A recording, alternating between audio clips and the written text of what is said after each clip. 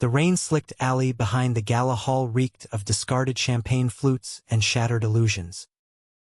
James Harper's fist connected with the marble wall, knuckles splitting open as a guttural scream tore from his throat.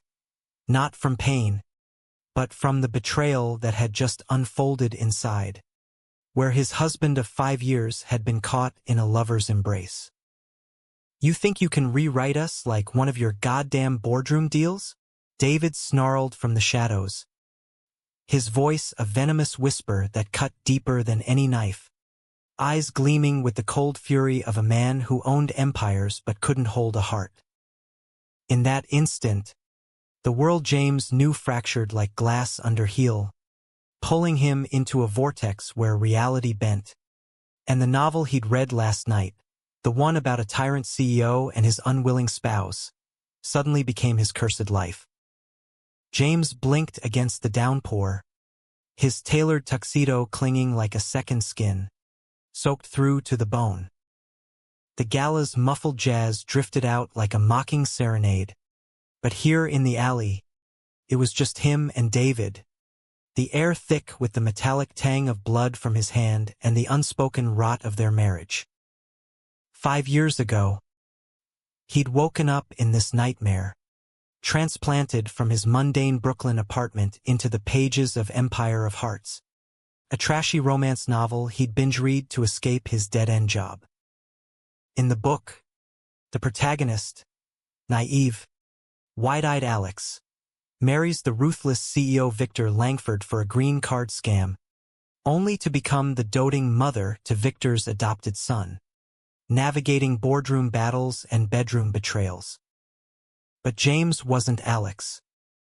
He was a 28-year-old graphic designer from Queens, allergic to drama, who now stared down the barrel of a plot twist he hadn't seen coming. David Langford, the real-life echo of Victor, wasn't just a fictional tyrant. He was James's husband, and tonight, the facade had cracked wide open. David stepped closer, his Armani suit untouched by the rain as if even the weather bowed to his command. 35. He was the epitome of Manhattan's elite, sharp jawline shadowed by a perpetual 5 o'clock stubble, piercing blue eyes that could freeze a room, and a body honed by private trainers and penthouse gyms. "You're hysterical," David said, his tone laced with that patented Langford disdain, the kind that made shareholders quiver. He grabbed James's wrist, inspecting the bloody knuckles with clinical detachment. "Go inside. Play the perfect spouse. Our son's waiting with the nanny." "Our son." James yanked free, laughter bubbling up bitter and broken. "You mean the kid you adopted to polish your image? The one I actually raised while you jetted to Tokyo for deals that end with you in someone else's bed." Little Ethan, their 4-year-old bundle of chaos and curls, had been the one bright spot in this scripted hell. Adopted at birth from a Brooklyn foster home, Ethan had James's dimpled smile and David's unyielding stare. James had been the one changing diapers at 3 a.m., reading bedtime stories about brave knights, omitting the corporate conquests, while David sent checks from afar. But tonight, after catching David with his executive assistant, mid-kiss in the coat room, James felt the novel's pages flipping without mercy. He'd arrived in this universe on their wedding day, a lavish affair at the Plaza Hotel, vows exchanged under crystal chandeliers while James's mind screamed in protest. "This isn't real," he thought, pinching himself until bruises bloomed. But the hangover from the open bar was real, the gold band on his finger was real, and the tabloid headlines screaming "Langford Airweds Mystery Man" were very real. Desperate to escape, James had combed libraries and occult shops, whispering incantations from dog-eared grimoires, but nothing worked.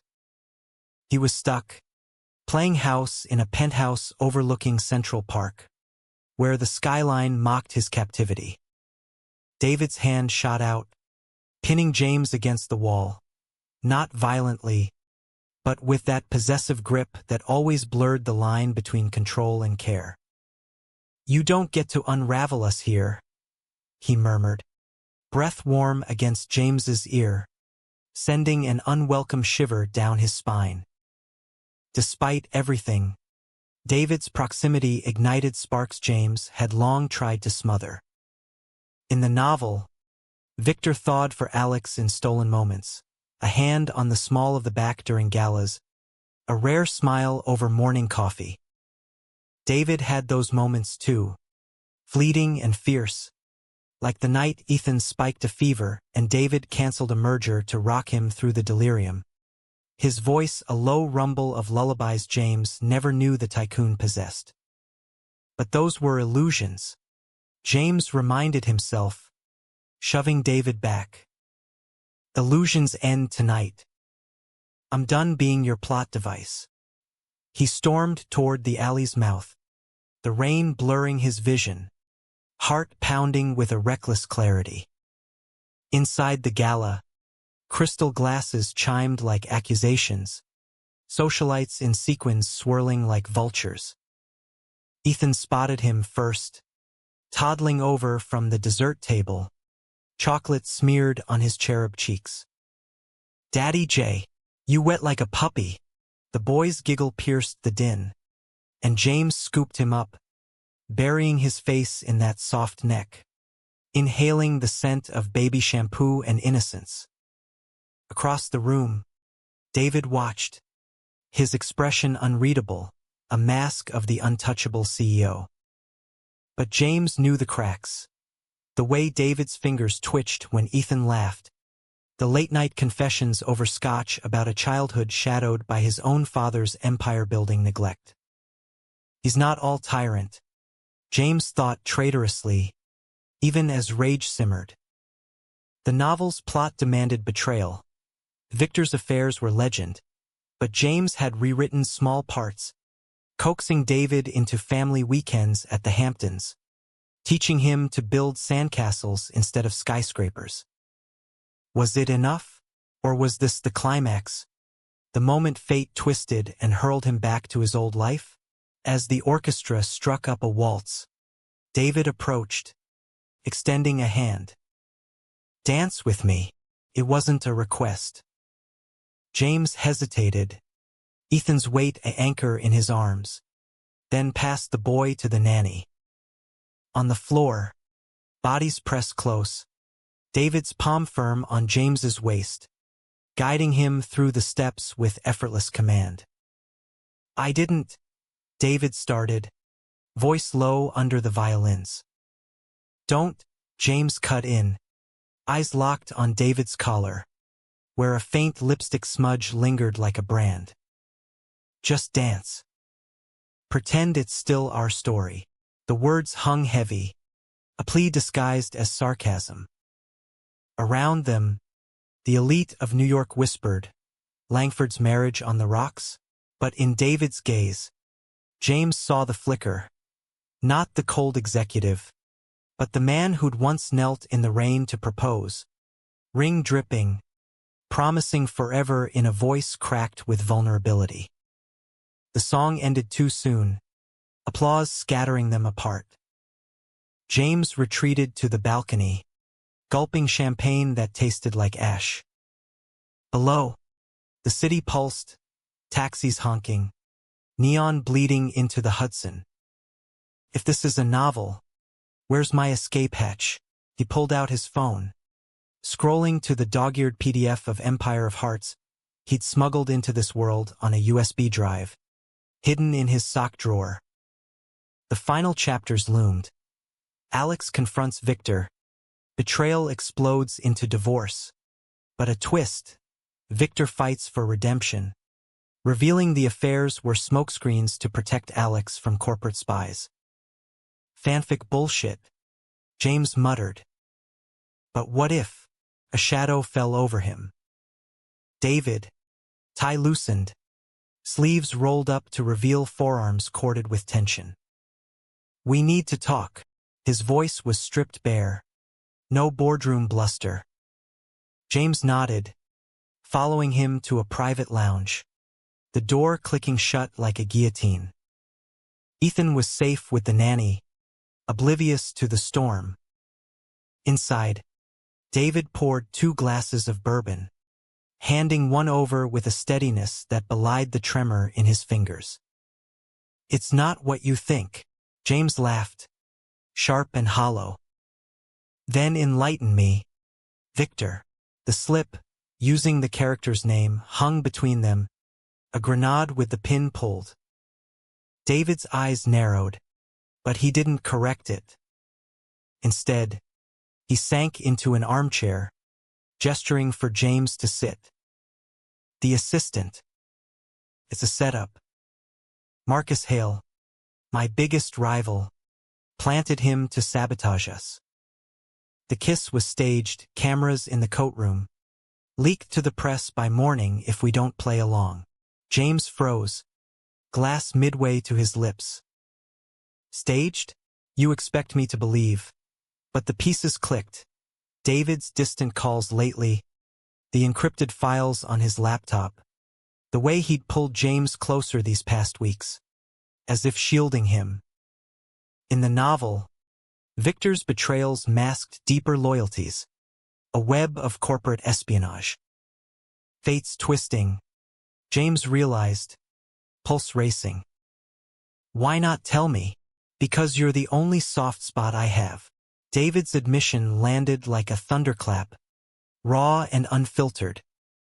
He leaned forward, elbows on knees, the CEO facade crumbling.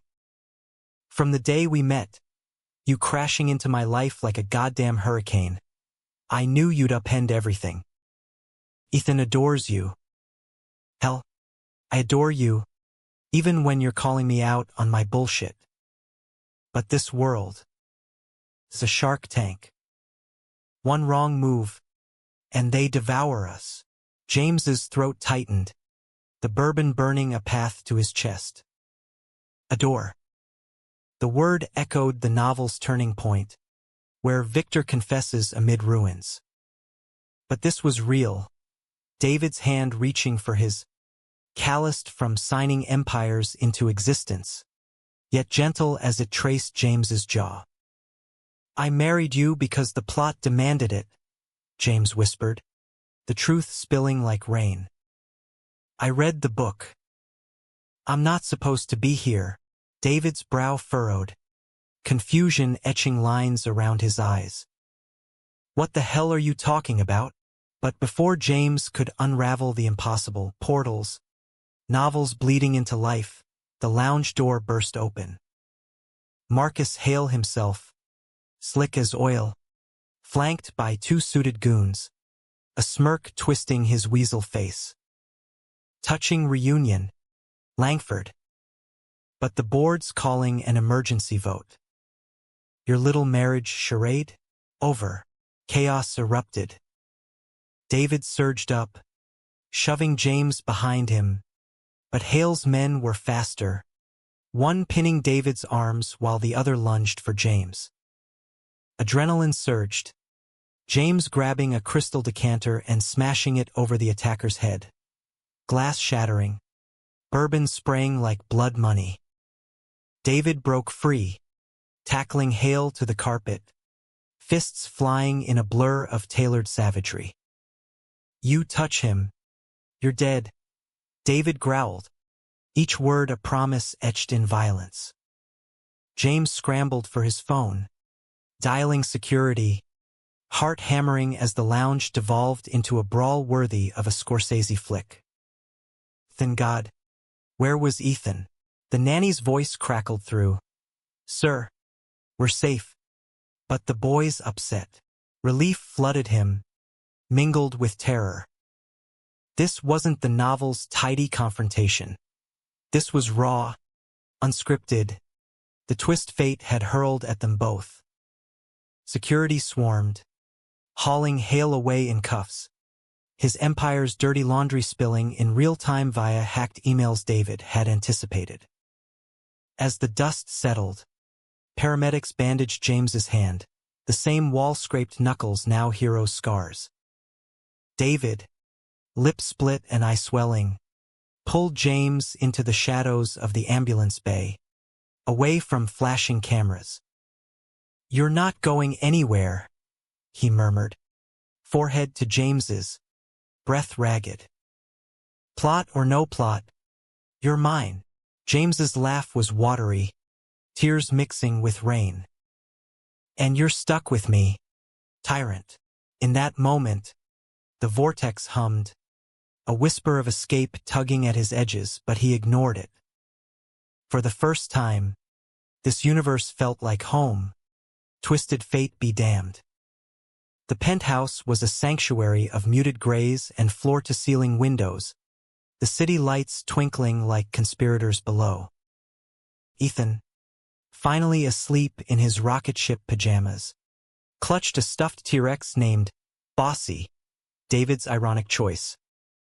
James watched him from the doorway, chest aching with a love that transcended pages. Down the hall, David showered off the night's grime, steam curling like unspoken apologies. James slipped into their bedroom, there now, not just a set piece, and shed his ruined tux, the mirror reflecting a man changed, bruises blooming like badges, eyes alight with defiance. The novel's PDF burned a hole in his phone, but tonight, he deleted it. No more scripts. David emerged, towel slung low, water beating on his chest like diamonds on steel. He didn't speak, just crossed the room and pulled James flush against him, lips claiming his in a kiss that tasted of bourbon and blood and beginnings. It was slow at first, exploratory, tongues tangling as hands mapped familiar territories with new reverence. David's fingers threaded through James's damp hair, tilting his head back to expose the column of his throat, where he pressed open-mouthed kisses that drew gasps from James's lungs. "You're shaking," David whispered, concern threading his voice as he guided James to the bed, sheets cool against fevered skin. "Not from fear," James replied, bold now, pulling David down to straddle his hips. The weight of him, solid, unyielding, grounded James, erasing the alley's chill. He traced the bruise purpling David's cheekbone, thumb gentle. "From this. Real." David's eyes darkened, not with the tyrant's storm, but with hunger softened by something deeper. He captured James's hand, kissing the bandaged knuckles. "Then let me make it realer." His mouth descended, trailing fire down James's chest, nipping at collarbones, teasing nipples to peaks with tongue and teeth. James arched, a moan escaping unbidden, fingers digging into David's shoulders as if to anchor himself against the tide. Clothes vanished in a whisper of fabric, towel discarded, boxers shoved aside until it was skin on skin, heat building like a merger sealed in sweat. David's hands roamed, possessive yet tender, cupping James's ass to lift him closer, their erections sliding together in a friction that sparked stars behind eyelids. "God!" "James," David groaned, voice wrecked, burying his face in the crook of James's neck. "You undo me." James flipped them with a surge of strength born from the night's fury, pinning David beneath him, a reversal of power that made the CEO's breath hitch. He slicked his fingers with lube from the nightstand, always prepared. This scripted life, working David open with deliberate strokes, watching his husband's face contort in pleasure pain, lips parted on silent pleas. "Say it," James demanded, echoing their wedding vows in a voice husky with need. "Mine. Yours," David gasped, legs wrapping around James's waist, pulling him in. The breach was exquisite, tight heat enveloping, David's nails raking down James's back as he thrust deep, setting a rhythm that built like a crescendo. They moved together, bodies sinking in a dance more intimate than any waltz, gasps and grunts mingling with the rain pattering against glass. Climax hit like a boardroom coup, David first, spilling between them with a cry muffled against James's shoulder, muscles clenching in waves that dragged James over the edge seconds later, vision whiting out in bliss. They collapsed, tangled and spent, David's arms a cage James never wanted to escape. In the afterglow, whispers flowed. David confessed the espionage's depths, Hale's plot to oust him, using their marriage as leverage. James, in turn, spilled his truth, the novel, the waking in silk sheets that weren't his, the fear of fading into fiction. David listened, brow furrowed, then pulled him closer. If this is a story, we're writing the end our way. No betrayals. Just us. Dawn crept in, gilding the skyline gold. Ethan burst through at 7 sharp, climbing between them with gleeful shrieks. Daddies, pancakes, David groaned theatrically, but his smile rare, radiant lit the room. James watched them wrestle over blankets, heart full to bursting. The vortex hummed faintly, a portal flickering in the corner of his eye, but he turned away. This twist, it was theirs. Weeks blurred into a fragile normalcy. David's trial against Hale dominated headlines, CEO's fury, espionage empire crumbles. But behind closed doors, the Langford fortress softened. Board meetings ended early for park picnics, where Ethan chased pigeons and David fed James strawberries, juice staining fingers like promises.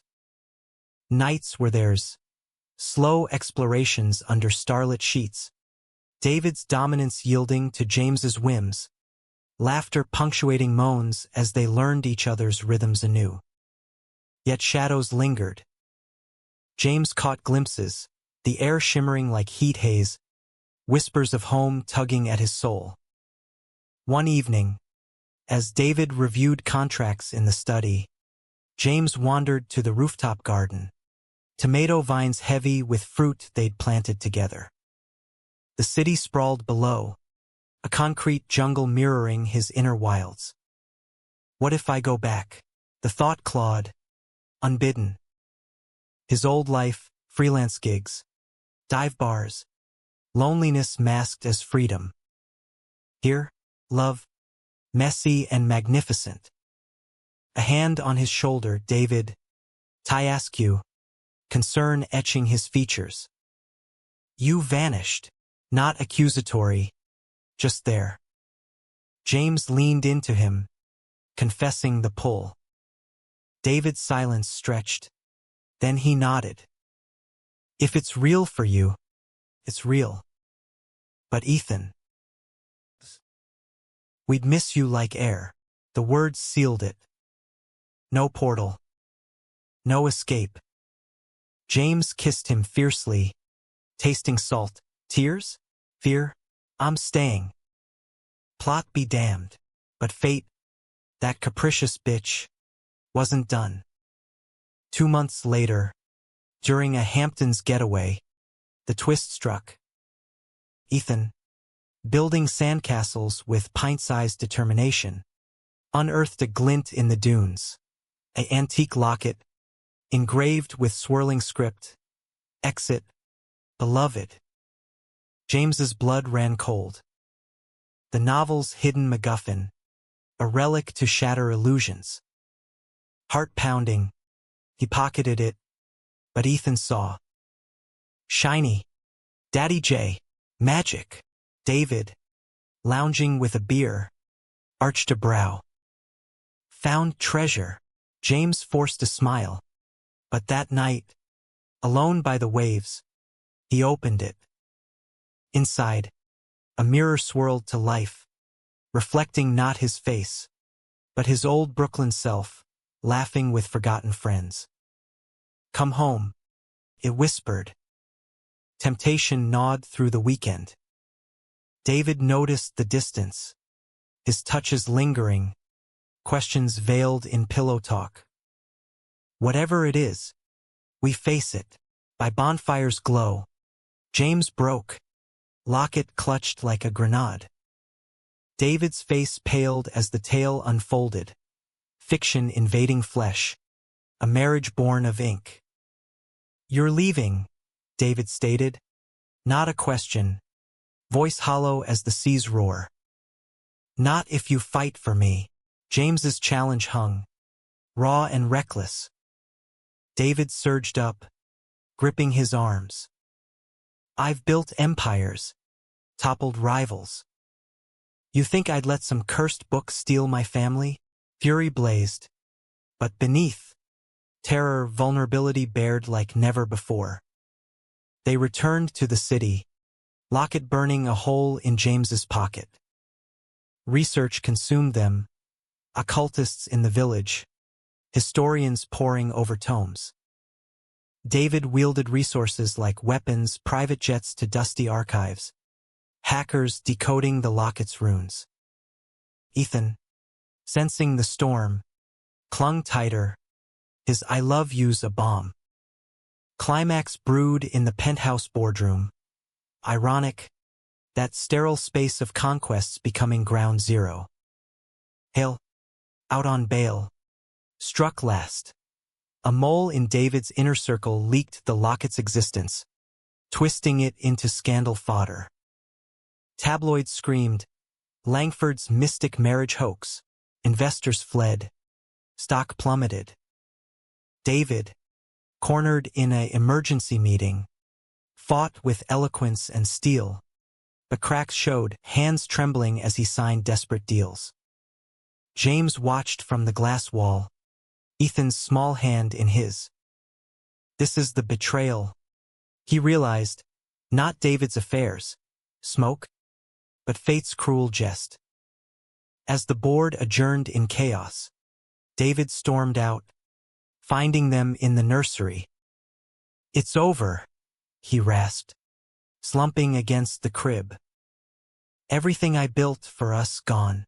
"No," James pulled him down, Ethan piling on in a tangle of limbs. "It's just the plot. We rewrite." The locket, placed on the floor, hummed ominously. With a shared glance, love's defiant spark, they smashed it under David's heel, shards glittering like fallen stars. The vortex roared open, a maw of light sucking at edges, furniture rattling, Ethan's cries piercing. David shielded them, body a bulwark. "Go if you must," he yelled over the gale. "But come back to us." James clung, kissing David fierce and deep, then Ethan soft and sure. "I choose this." He hurled the largest shard into the void, willing his old life severed. The portal shrieked, contracting, then silence. Shards dulled to glass, the air stilling. Dawn broke, headlines shifting, Langford's gambit, mystic heirloom sells for billions. The locket's fragments, auctioned as art, proceeds rebuilding the empire. But true victory was quieter. Family dinners without phones, David trading mergers for bedtime stories, James's designs gracing Langford billboards, not as spouse, but partner. Years later, on a rainy rooftop, their alley reborn as haven, James traced David's wedding band. Ethan, now 8, all gangly limbs and wit, asleep inside. "Twist me again?" James teased. David's laugh rumbled, pulling him close.